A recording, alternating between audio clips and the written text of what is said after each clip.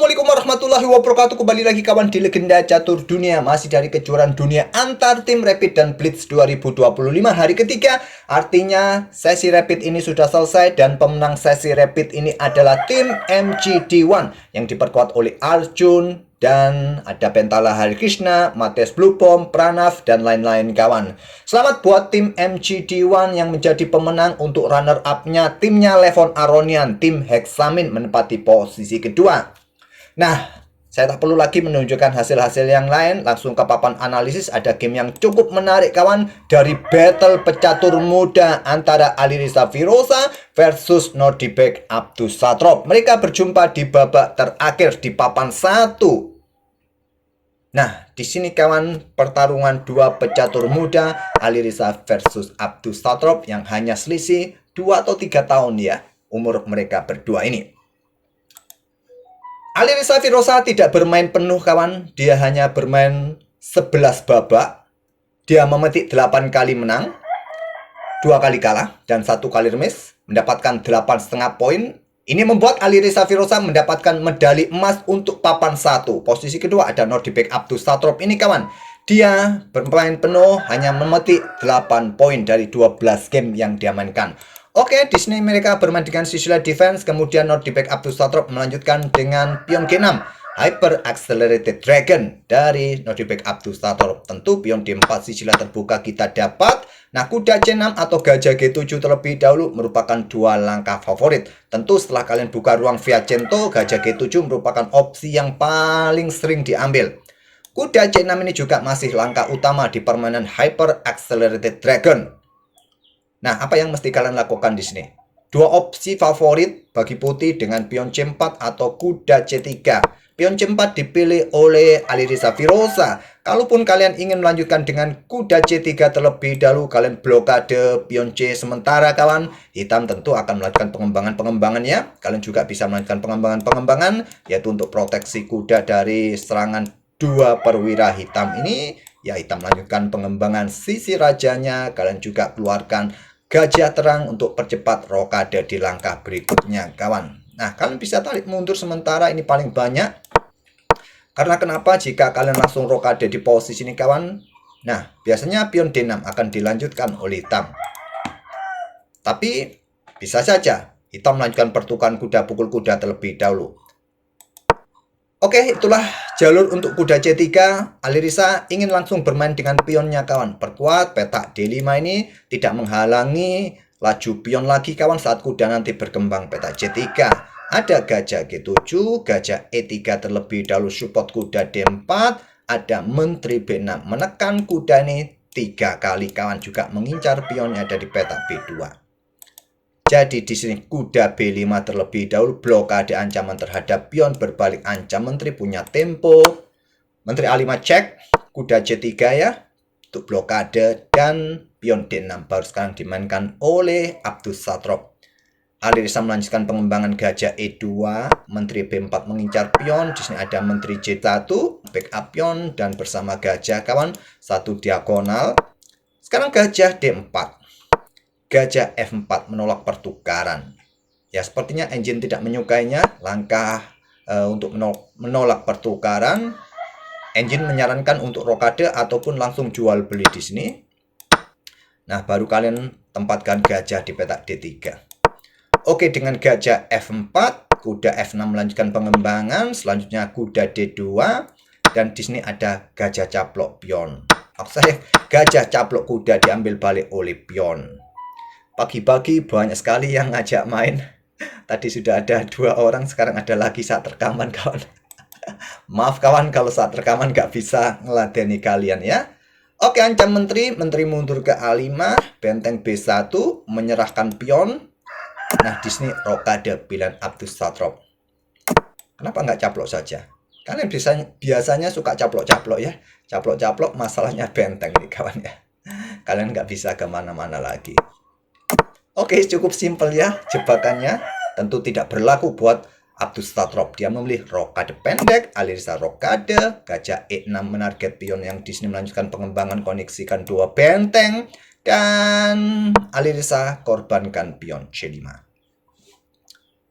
Atau tadi ya, punya opsi juga untuk ambil pion di sini.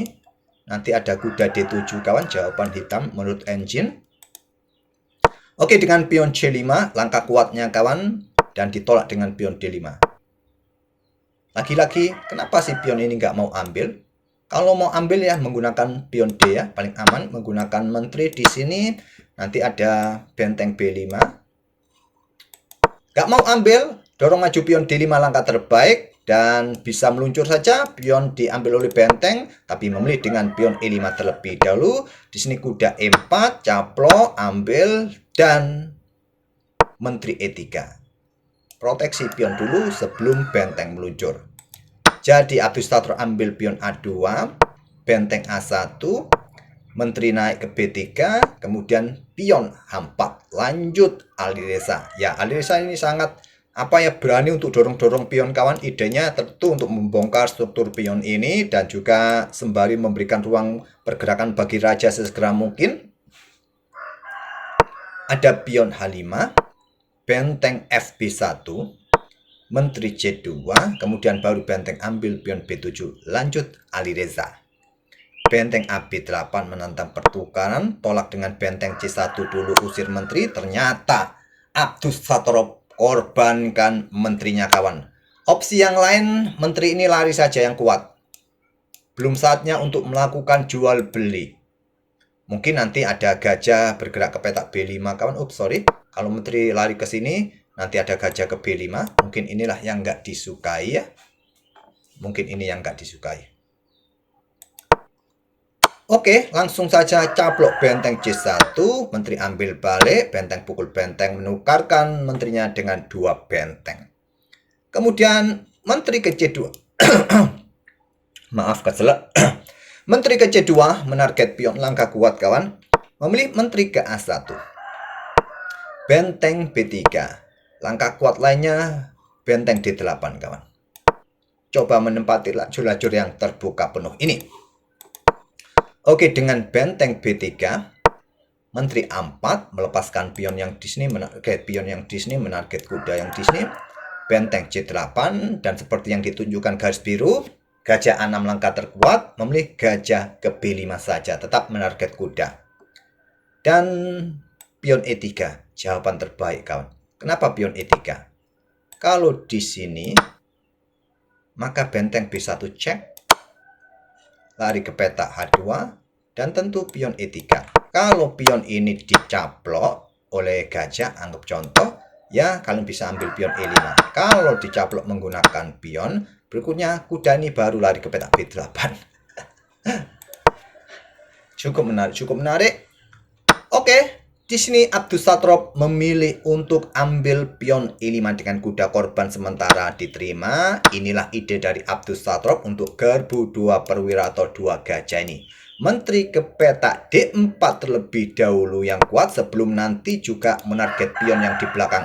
Apa idenya? Tetap menjaga gajah dan ada potensi kombinasi skakmat. Alireza memilih ambil pion A7 terlebih dahulu. Dan benteng B1 cek terlebih dahulu, diikuti benteng nanti ambil gajah terang yang kuat kawan. Memilih dengan langsung benteng ambil pion B5. Sambil menjaga petak-petak ini kawan. Kalaupun ada skak di sini masih bisa blokade di petak C8 ya. Nggak ada masalah. Ya mungkin kalian berharap bisa kombi di sini, tapi nggak bisa. Jadi gajah D4 dulu. Benteng mundur. Menteri ambil pion E7. Benteng F5. Sekarang posisi Abdus Satrop mencoba untuk membuat fortress kawan. Dia tetap ingin melindungi pion lemahnya di petak E4. Gajah F5. Serang benteng menteri. Ada gajah E6 lagi. Mencoba terus menekan pion ini kawan. Tetap ada gajah F5. Menteri E3 membuat langkah menunggu. Dan Abdus Satrop koneksikan 2 bentengnya. Beberapa langkah berikutnya ini kawan masih cukup alot bagi keduanya untuk mempertahankan benteng pertahanannya. Ya, Abdus Satrop terus mempertahankan pion lemahnya ini kawan sembari membuat fortress. Kombinasi gajah gelap ini juga bikin repot hitam. Hitam tidak bisa meninggalkan baris belakangnya, benteng pasif di belakang. Menjaga pion di sini dia harus berkoneksi dengan gajah. Ya, di sini dalam posisi remis kawan. Dan beberapa saat ini kawan kita percepat karena posisinya sangat membosankan. Kedua pemain masih ngeyel juga, masih bertahan. Sedikit demi sedikit Alireza improvisasi posisi rajanya, tapi tidak membuat progres yang begitu berarti. Hingga di posisi ini kawan, di langkah ke-63 kita dapat kontrol waktu. Sudah mulai mepet Alireza, sudah berada di 30-an detik. Sedangkan Nordicback Abdus Satrob masih punya 1 menit 41 detik. Gajah F1 mencoba menyerang pion yang Disney. Nah, di sini Alireza membuat kesalahan. Dia ingin menarget pion lagi kawan. Langkah kuat. Satu-satunya langkah bermain dengan pion F ini. Apakah satu peta atau dua peta? Kalau N pasen, ambil balik. Nah, pion ini nanti juga masih bisa dikoneksikan ya. Satu-satunya langkah, pion F. Memilih dengan Menteri C6. Dan seperti yang ditunjukkan engine, benteng A5 menarget gajah ini merupakan langkah kuatnya. Memilih dengan benteng D8 kawan. Kembali dalam posisi level. Menteri C7, backup gajah. Kemudian ada benteng D1. Menteri B8 tetap berkoneksi dengan gajah. Dan ada pion F6. Menteri ke situ, cek dulu. Raja ke sana, ada gajah D6. Dan gajah ambil pion G2. Blunder dari Abdus Satrob. Yang melakukan skak-skak kawan. Merupakan langkah kuatnya. Raja ke D2, benteng E2 mendapatkan pion yang di sini. Raja D1, benteng F yang mungkin ambil pion di sini. Tapi di sini Menteri Putih bisa melakukan skak-skak berulang kawan. Tetap remis hasilnya. Oke, lanjut kawan, tadi gajah ambil pion G2. Baru nanti dengan langkah benteng mungkin yang melakukan skak. Tentu raja ini juga tidak terlalu nyaman kawan. Posisinya di lajur D, dibatasi oleh benteng. Ada kombinasi skak mat yang mungkin bisa terjadi. Gajah juga nanti atau benteng kah. Sangat-sangat menakutkan juga posisi Raja Putih. Lanjut dengan skak di situ dari Alireza. Raja ke sana, skak lagi, diuber-uber. Skak di situ, lari ke peta terang. Skak lagi ke sana. Dan skak lagi, raja ke sana lagi. Dan hanya ada satu langkah. Posisi Alireza dalam posisi menang. Kontrol waktu 16 detik. Hanya ada satu langkah. Silakan kalian pause video ini untuk beberapa detik kawan. Coba cari langkah terbaik buat putih. Memang kalau ingin skak-skak ya skaknya berulang, remis kawan. Kalau kesini terus remis. Ya mungkin kalian berharap skak di sini lari ke sini ya. Nah, wassalam, gajah F8 checkmate. Tapi tidak akan lari ke sini raja hitam kawan. Sembari menunggu, sembari membuat tempo, apa yang harus kalian lakukan? Hanya ada satu langkah, pion F4. Inilah langkah kuatnya dan ditemukan oleh Alireza. Dengan kontrol waktu yang sangat mepet kawan, dia langsung melangkah pion F4 untuk menjaga posisi kemenangannya.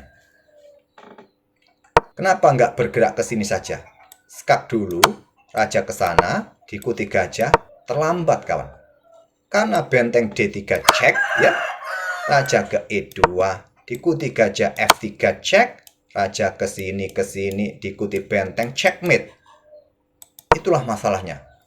Dengan pion F4 ini, kalaupun ada cek di sini kawan, nah raja lari ke peta F2, itulah rencana dari Alireza. Kalaupun di sini di end pasen oleh pion, sudah saatnya menteri ke E7 lagi cek kawan, atau ke F7 cek, raja ke sana, nah gajah F8. Ini berbeda, tidak ada dukungan buat benteng melakukan skak dan tidak ada potensi skak mat buat Raja Putih. Itulah yang menjadi pembeda. Rencana kuat dari Alireza dengan pion F4 ini. Jadi tadi Nordicback Abdus Satrob bermain dengan benteng D3 cek, raja F2, benteng D2 cek, raja ke E1, kemudian terpaksa Nordicback Abdus Satrob harus caplok gajah. Kalau enggak, ya gajah lari ke sana.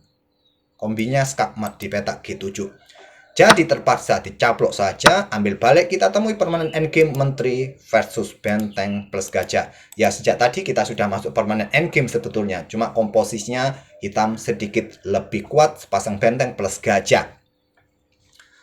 Oke, Alireza masih dalam posisi unggul kawan. Dia bisa berharap pada pion bebasnya di lajur C.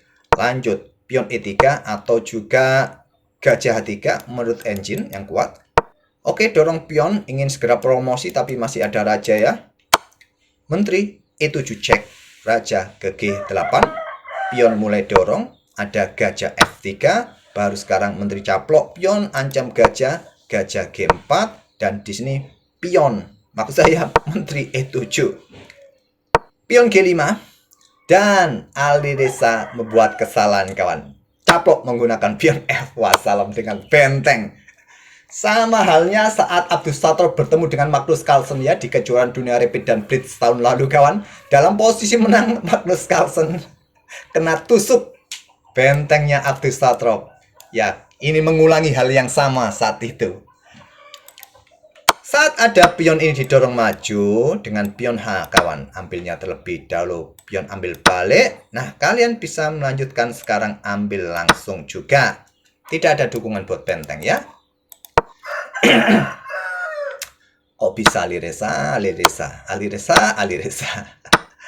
Dan Abdus Sator masih punya 2 pion dan gajah kawan. Dan di langkah ke-84 ini Alireza menyerah. Tapi dia tetap mendapatkan medali emas untuk papan 1. Oke, sekali lagi selamat buat para pemenang di sesi rapid. Pertandingan ini pertandingan yang luar biasa ya, menghadirkan apa ya? Menghadirkan skill dewa dari Alireza Firoza versus Nordibek Abdus Sator. Oke, terima kasih. Semoga bisa menghibur dan kita akan bertemu di video-video berikutnya. Wassalamualaikum warahmatullahi wabarakatuh.